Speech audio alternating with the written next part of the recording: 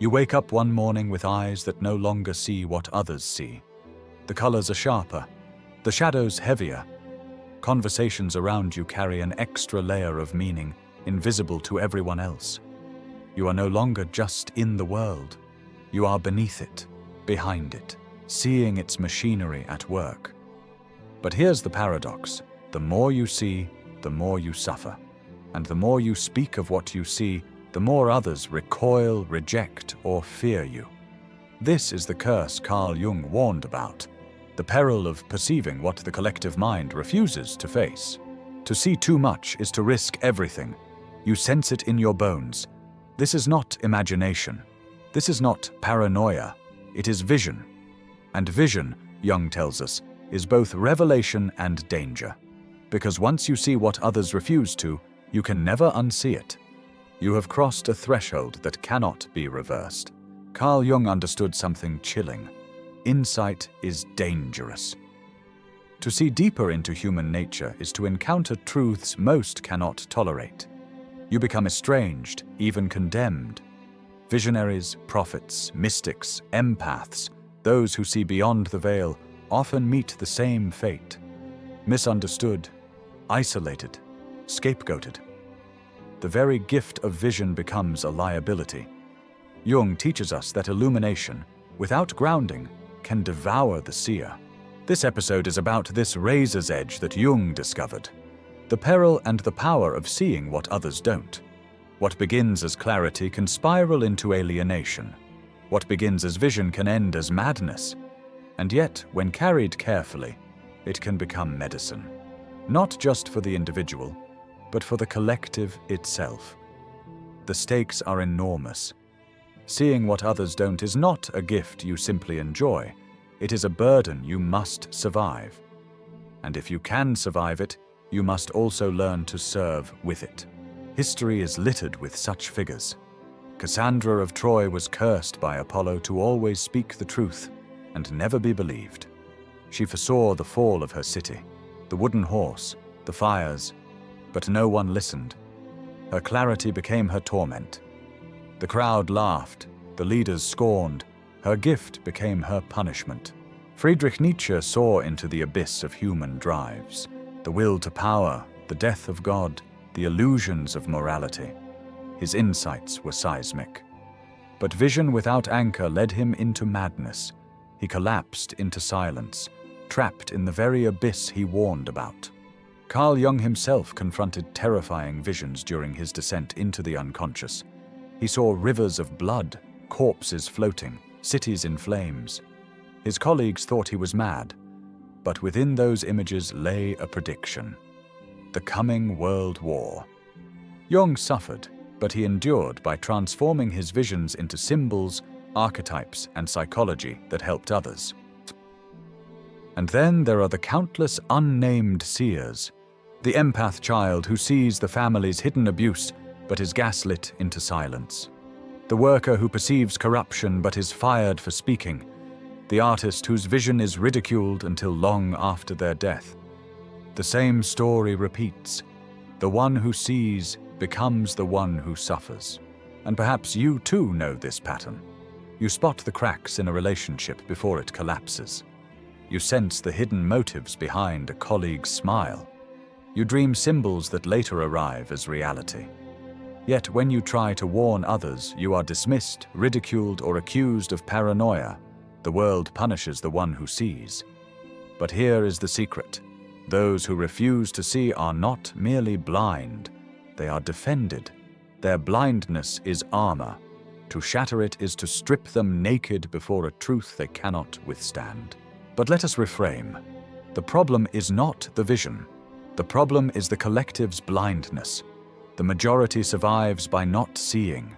They construct masks, myths, and distractions to shield themselves from unbearable truths. To pierce these defenses is to threaten the order that keeps them stable. Jung argued that most people live by projections. They cannot endure their own shadow, so they exile it, onto neighbors, onto enemies, onto scapegoats. If you see through this mechanism, you hold a power both dangerous and holy. You are walking proof that the mask is not real. And yet this makes you dangerous, not because of what you see, but because of what you reveal. To look at someone and recognize the hidden motive beneath their smile is not just perception, it is exposure. And exposure is a threat. Think of how the body reacts when an infection is exposed. Fever rises, white blood cells rush to attack. The body fights the exposure itself, even if it means harming its own tissue. So too does society fight its seers. To see is to become both healer and target. Jung recognized that there are 5 escalating dangers. First, alienation. Your insight distances you. Friends and family can't follow where you've gone. Conversations grow shallow. The deeper your sight, the lonelier your path. You begin to feel as though you live in 2 realities at once, their surface world and your hidden one. Next is persecution. When you expose shadow truths, others turn on you to preserve their denial. They call you paranoid, unstable, even dangerous. They exile you so that they don't have to confront themselves. History is filled with such scapegoats. Then inflation. Seeing more can inflate the ego. You begin to believe you are chosen, superior, untouchable. Jung warned this is one of the greatest dangers of spiritual awakening, mistaking vision for divinity. The seer becomes a tyrant in their own mind. Madness follows. Without integration, the flood of unconscious images can drown reason. Nightmares blur into waking life. The line between symbol and reality collapses. You become lost in the labyrinth you thought you mastered. This was Jung's greatest fear for himself. Finally, martyrdom.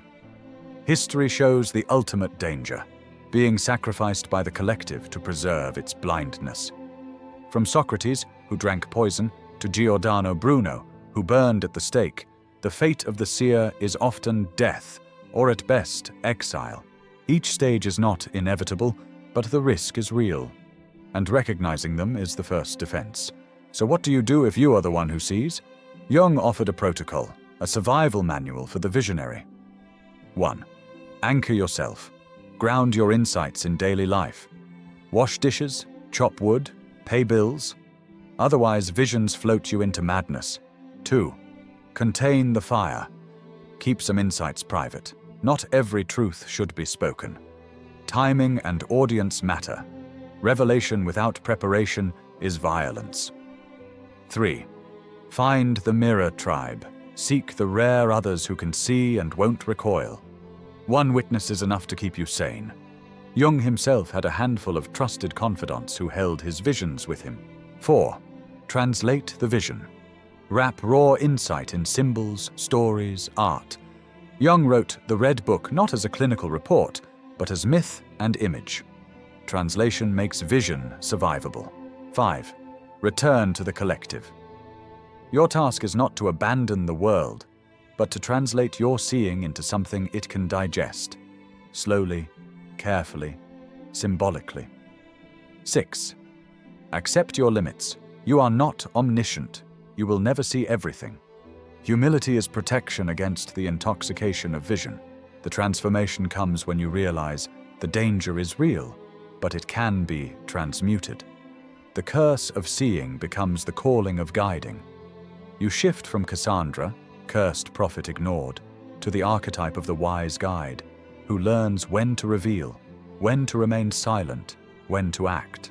Jung himself, after years of near psychosis, re-emerged with frameworks, the archetypes, the collective unconscious, that helped millions. He made his visions livable. What nearly destroyed him became a gift to the world. And here lies the paradox. Only those who risk madness can bring back maps from the unconscious. The danger is not a flaw, it is the initiation. Seeing what others don't is not a curse to escape, but a threshold to cross. If you endure, you return with treasure.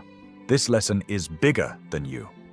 In an age of misinformation, surveillance, and mass manipulation, those who see the hidden machinery are vital. Whistleblowers, activists, therapists, artists, anyone who reveals shadow truths, carry both the risk and the responsibility. Seeing what others don't is not just personal, it is civilizational. The future may hinge on whether seers collapse, inflate, or translate. If the seers fall, society remains blind. If they rise, carefully, wisely, the collective itself may evolve. Consider the civil rights leaders who saw the hidden machinery of oppression. Consider the scientists who warned of climate change before the masses would listen. Consider the innovators who foresaw technologies that seemed impossible. The fate of civilizations often rests on the survival of their seers. But beware the pitfalls. Some fall into conspiracy spirals, mistaking fantasy for revelation. They see patterns, but not meaning. Others weaponize their vision to manipulate followers, building cults around their supposed sight. Still others inflate into messiah complexes, unable to distinguish self from archetype. They become the very danger they once warned of. The gift can turn toxic if not tempered with humility, ethics, and grounding. Jung warned, beware of unearned wisdom. Vision without preparation does not enlighten, it burns. To maintain balance, journal your visions privately before sharing. Writing transforms chaos into container. Spend time in the body. Walk, exercise, breathe. Flesh anchors spirit. Surround yourself with at least one grounding friend, someone who loves the person, not the prophet. Practice symbolic thinking. Let dreams speak in art before they become claims. Image before ideology. Revisit the shadow. Never assume you are free of projection yourself. The seer is not exempt from blindness. Rest deliberately. Vision requires recovery. Silence, solitude, nature, all are medicines for the overwhelmed psyche. These habits anchor you in the world while keeping the channel of sight open. So who are you? The one who sees? Carl Jung makes it clear that you are not a freak, not a madman, not a victim. You are a translator between worlds. Your identity is not the outcast, it is the bridge. The world may never thank you, but it may need you more than it admits. When the night grows heavy, when the visions overwhelm, remember this: you are not alone. Many have walked this path before you. They too were punished, but they endured. And in enduring, they left us maps. Jung's map is one of the clearest.